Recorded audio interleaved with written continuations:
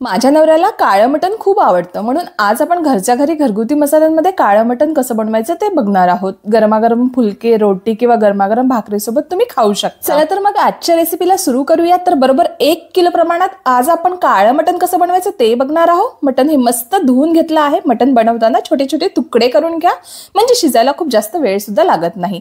आणि बेसिक मसाला टाकून 2 शिट्ट्या काढून घ्या। कुकरच्या शिट्ट्या होईतोवर मी बघा इथे मस्त मसाल्याची तयारी करून घेते। त्यासाठी ना मी इथे कांदे कापून घेतलेत आणि घरी होते नव्हते ते सगळे खडे मसाले एकत्र करून भाजून घेते बघा। आता यामध्ये धणे, मिरे, इलायची, चक्री फूल, खसखस आणि दालचिनी चांगली कुटून बारीक बारीक करून घेतली बघा। मग आता काळा मसाला करायचा म्हणजे वाटण भाजावं लागणार की, त्यासाठी मी इथे अर्धा वाटी सुकं खोबरं बारीक तुकडं करून भाजून घेते बघा। खडे मसाले पण तेल न टाकता मध्यम आचेवर मस्त सुगंध येवर भाजून घ्यायचे।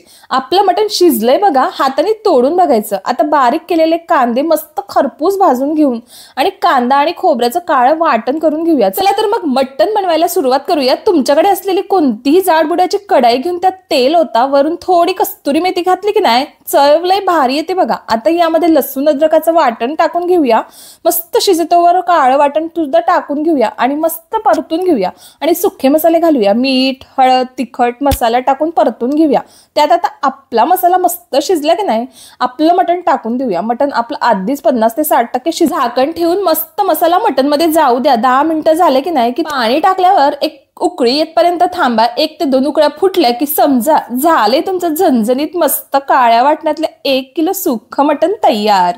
या मंडळी जेवायला व्हिडिओ आवडला असल्यास की नाही व्हिडिओला लाईक करा आणि चॅनलला सबस्क्राईब करून तेवढे घ्या।